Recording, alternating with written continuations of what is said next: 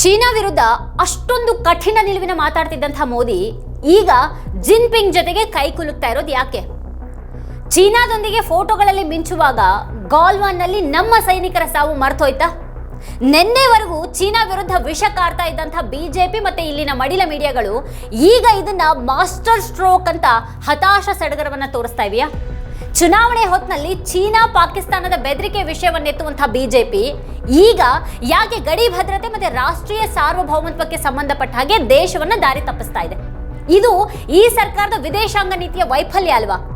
ದೇಶದ ಜನರಿಂದ ಮರೆಮಾಚಲಾಗ್ತಾ ಇರುವಂತಹ ರಹಸ್ಯ ಏನಾದ್ರೂ ಇದೆಯಾ ಇದ್ರ ಹಿಂದೆ?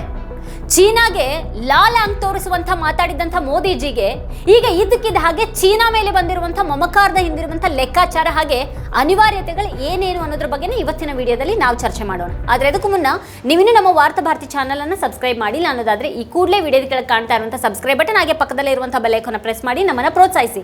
ಈ ವಿಡಿಯೋವನ್ನು ಮಿಸ್ ಮಾಡದೆ ಕೊನೆವರೆಗೂ ನೋಡಿ. ಹಾಗೆ ಈ ಕುರಿತಾಗಿ ನಿಮ್ಗೇನು ಅಭಿಪ್ರಾಯ ಇದೆ ಅದನ್ನ ಈ ವಿಡಿಯೋದ ಕೆಳಗಡೆ ಕಮೆಂಟ್ ಮಾಡಿ ನಮಗೆ ತಿಳಿಸಿ. ಹಾಗೆ ಈ ವಿಡಿಯೋದ ಲಿಂಕ್ ಅನ್ನು ನಿಮ್ಮೆಲ್ಲ ಬಂಧು ಮಿತ್ರರಿಗೆ ವಾಟ್ಸ್ಆಪ್ ಮಾಡಿ.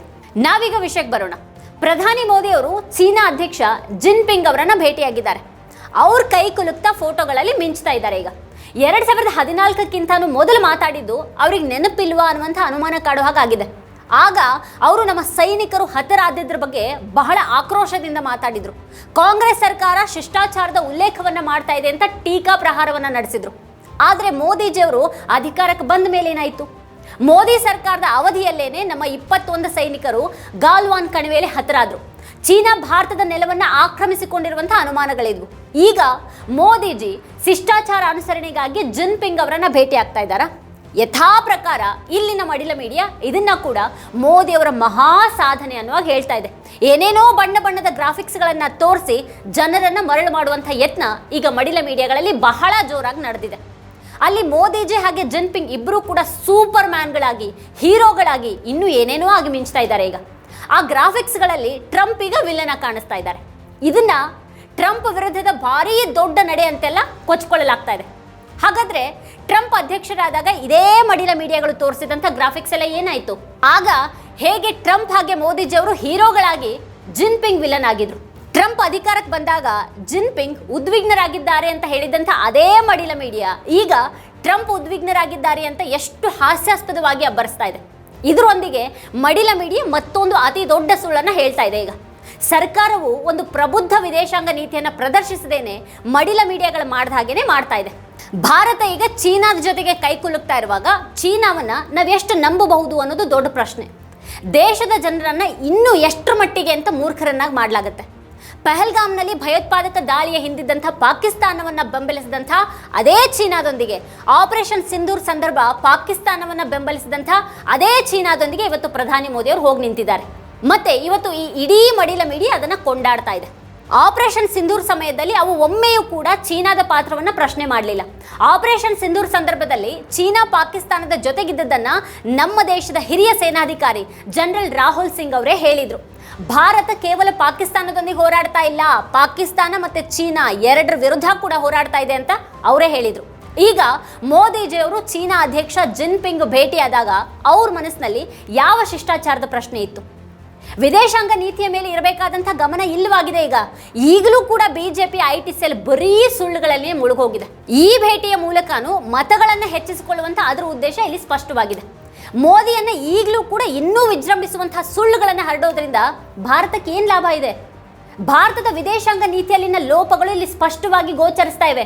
ಎಸ್ ಜೈಶಂಕರ್ ಸ್ವತಂತ್ರ ಭಾರತದ ಇತಿಹಾಸದಲ್ಲೇನೆ ಅತ್ಯಂತ ನಿಷ್ಪ್ರಯೋಜಕ, ಅಸಮರ್ಥ ವಿದೇಶಾಂಗ ಸಚಿವ ಅಂತ ವಿಪಕ್ಷಗಳು ಹೇಳ್ತಾ ಇರೋದಕ್ಕೆ ರುಜುವಾತುಗಳು ಸಿಗ್ತಾನೆ ಇವೆ ನಮಗೆ. ಚೀನಾ ದೊಡ್ಡ ಆರ್ಥಿಕತೆಯಾಗಿದೆ, ನಾವು ಅವರೊಂದಿಗೆ ಹೇಗೆ ಸ್ಪರ್ಧೆ ಮಾಡೋದಕ್ಕೆ ಸಾಧ್ಯ ಅಂತ ಅವರು ಸಂದರ್ಶನವೊಂದರಲ್ಲಿ ಹೇಳಿದ್ರು. ಈಗ ಚೀನಾ ಜೊತೆಗೆ ಸಂಬಂಧಕ್ಕೆ ಮುಂದಾಗಿರುವಾಗ ಚೀನಾ ನಮ್ಮ ಜೊತೆಗೆ ಪ್ರಾಬಲ್ಯದ ಸ್ಥಾನದಿಂದ ಮಾತಾಡ್ತಾ ಇದೆ. ಹಾಗಾದ್ರೆ ಭಾರತಕ್ಕೆ ಇದರಿಂದ ಏನು ಪ್ರಯೋಜನ ಸಿಗಲಿದೆ? ಭಾರತ ಚೀನಾಕ್ಕಿಂತ ದುರ್ಬಲವಾಗಿದೆ ಅಂತ ಈಗಾಗಲೇ ಒಪ್ಕೊಂಡಿರುವಾಗ ಭಾರತ ಅದರಿಂದ ಏನನ್ನ ಪಡಿಬಹುದು? ಅವತ್ತು ಆ ಮಾತನ್ನ ಜೈಶಂಕರ್ ಬದಲು ಏನಾದರೂ ರಾಹುಲ್ ಗಾಂಧಿ ಅವರು ಹೇಳಿದಿದ್ರೆ ಎಷ್ಟು ಗದ್ದಲ ನಡೀತಾ ಇತ್ತಲ್ವಾ? ಆದರೆ ಇಲ್ಲಿನ ಮಡಿಲ ಮಾಧ್ಯಮಗಳು ಎಲ್ಲವನ್ನ ಮರೆತು ಬಿಟ್ಟಿವೆ. ಈಗ ಟ್ರಂಪ್ ಅಧಿಕಾರಕ್ಕೆ ಬಂದ ನಂತರ ಜಿನ್ಪಿಂಗ್ ಕಥೆ ಮುಗಿದು ಹೋಯ್ತು ಅಂತ ಹೇಳಿದಂಥ ಅದೇ ಮೀಡಿಯಾಗಳು ಇವತ್ತು ಈಗ ಟ್ರಂಪ್ ದಿನಗಳು ಮುಗಿದುವು ಅಂತ ಹೇಳ್ತಾ ಇವೆ. ಟ್ರಂಪ್ ಅವರನ್ನ ಅಧಿಕಾರದಿಂದ ಕಿತ್ತೊಗೆಯಲಾಗುವುದು ಅಂತೆಲ್ಲ ಈಗ ಹೇಳೋದಕ್ಕೆ ಶುರುವಾಗಿದೆ. ಚೀನಾ ಮತ್ತು ಅಮೆರಿಕ ನಡುವಿನ ಸಂಬಂಧದಲ್ಲಿ ಯಾವುದೇ ವ್ಯತ್ಯಾಸಗಳಾಗೋದಿಲ್ಲ ಅನ್ನೋದು ಇಲ್ಲಿ ಬಹಳ ಸ್ಪಷ್ಟ ಇದೆ. ಅಮೆರಿಕ 6 ಲಕ್ಷ ಚೀನಿ ವಿದ್ಯಾರ್ಥಿಗಳನ್ನು ಸ್ವಾಗತಿಸಿದೆ. ಚೀನಾದೊಂದಿಗಿನ ಅದರ ಸಂಬಂಧಗಳು ಬಲಗೊಳ್ತಾ ಇವೆ. ಚೀನಾ ರಷ್ಯಾದಿಂದ ತೈಲವನ್ನು ಖರೀದಿ ಮಾಡಿದರೂ ಕೂಡ ಚೀನಾದ ಮೇಲೆ ಅಮೆರಿಕ ಯಾವುದೇ ನಿಷೇಧವನ್ನು ವಿಧಿಸ್ತಾ ಇಲ್ಲ. ಆದರೆ ಅಮೆರಿಕ ಭಾರತದ ಮೇಲೆ 50% ಸುಂಕವನ್ನು ವಿಧಿಸಿದೆ. ಭಾರತ ಬಹುದೊಡ್ಡ ನಷ್ಟವನ್ನು ಅನುಭವಿಸ್ತಾ ಇದೆ ಈಗಾಗಲೇ. ಆದರೆ ಸರ್ಕಾರಕ್ಕೆ ಯಾಕಿದು ಯಾವುದೂ ಅರ್ಥ ಆದ ಹಾಗಿಲ್ಲ. ಸ್ವತಂತ್ರ ಭಾರತದ ಇತಿಹಾಸದಲ್ಲೇನೆ ಇಷ್ಟೊಂದು ಯೂಟರ್ನ್ ತೆಗೆದುಕೊಂಡಂಥ ಸರ್ಕಾರ ಯಾವತ್ತೂ ಇರಲಿಲ್ಲ.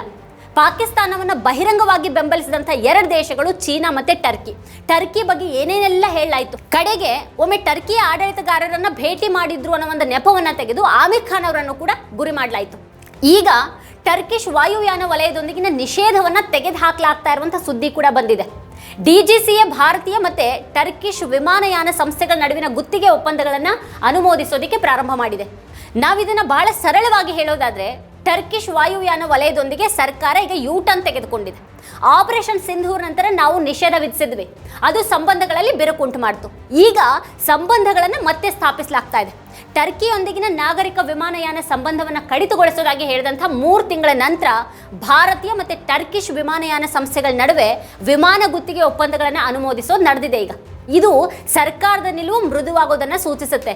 3 ತಿಂಗಳ ಹಿಂದೆ ಟರ್ಕಿಯೊಂದಿಗೆ ಯಾವುದೇ ಸಂಬಂಧಗಳಿಲ್ಲ ಅಂತ ಘೋಷಣೆ ಮಾಡಿದವರು ಈಗ ಮೃದುವಾಗಿದ್ದಾರೆ. ಹೀಗಿರುವಾಗ ನಮ್ಮ ವಿದೇಶಾಂಗ ನೀತಿಯನ್ನು ಯಾರು ನಂಬ್ತಾರೆ?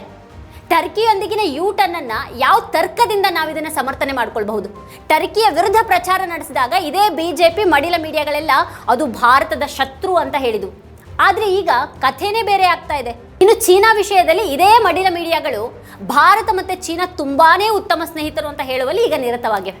ಇದೇ ಚೀನಾದ ಹೆಸರಿನಲ್ಲಿ ನ್ಯೂಸ್ ಕ್ಲಿಕ್ ಮೇಲೆ ದಾಳಿ ಆಯಿತು, ಅದರ ಸಂಪಾದಕರ ಬಂಧನ ಆಯಿತು, ಉದ್ಯೋಗಿಗಳಿಗೆ ಕಿರುಕುಳವನ್ನು ನೀಡಲಾಯಿತು. ಆದರೆ ಈಗ ಮೋದಿ ಹೋಗಿ ಅದೇ ಜಿನ್ಪಿಂಗ್ ಜೊತೆಗೆ ಕೈ ಕುಲುಕ್ತಾ ಇದ್ದಾರೆ. ಗಾಲ್ವಾನ್ ಕಣಿವೆಯಲ್ಲಿ ನಮ್ಮ ಸೈನಿಕರು ಮರಣ ಹೊಂದಿದ್ರು. ಇಲ್ಲಿಯವರೆಗೆ ಪ್ರಧಾನಿ ಮೋದಿಯವರ ಬಾಯಿಂದ ಗಡಿ ಅತಿಕ್ರಮಣದ ವಿಷಯದಲ್ಲಿ ಅಥವಾ ಸೈನಿಕರ ಸಾವಿನ ವಿಷಯದಲ್ಲಿ ಚೀನಾ ಅನ್ನುವಂಥ ಪದ ಬಂದಿರಲಿಲ್ಲ.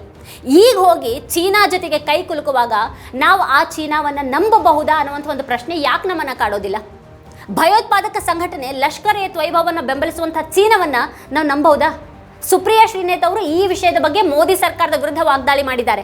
ಗಾಲ್ವಾನ್ ಕಣಿವೆಯಲ್ಲಿ 20 ಸೈನಿಕರು ಹುತಾತ್ಮರಾದರು. ಪಹಲ್ಗಾಮ್ನಲ್ಲಿ 26 ಭಾರತೀಯ ನಾಗರಿಕರು ಹತರಾದರು. ಹಾಗೆ ಪೂಂಚ್ನಲ್ಲಿ 17 ಅಮಾಯಕ ಭಾರತೀಯ ನಾಗರಿಕರನ್ನು ಕೊಲ್ಲಲಾಯಿತು. ನೀವು ಚೀನಾದಲ್ಲಿರುವಾಗ ಇದೆಲ್ಲಾನು ಒಮ್ಮೆ ಆದರೂ ನಿಮ್ಮ ಮನಸ್ಸಿಗೆ ಬಂದಿರಬೇಕು, ನಿಜಕ್ಕೂ ನಿಮಗೆ ನಾಚಿಕೆ ಆಗಬೇಕು ಅಂತ ಹೇಳಿದ್ದಾರೆ.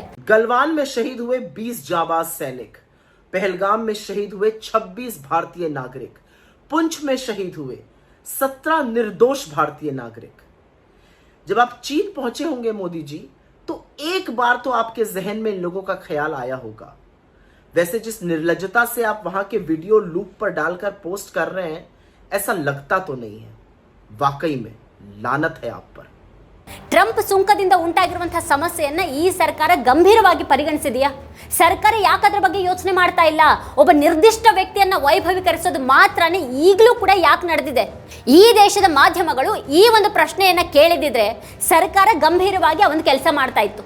ಈ ಸರ್ಕಾರದ ಮಂತ್ರಿಗಳಿಗೆ ಮಾಜಿ ಪ್ರಧಾನಿ ದಿವಂಗತ ಮನಮೋಹನ್ ಸಿಂಗ್ ಅವರ ತಂಡದಲ್ಲಿದ್ದಂಥ ಆ ಬುದ್ಧಿವಂತಿಕೆ, ಆ ಒಂದು ಚಿಂತನೆ ಅನ್ನೋದೇ ಇಲ್ಲ.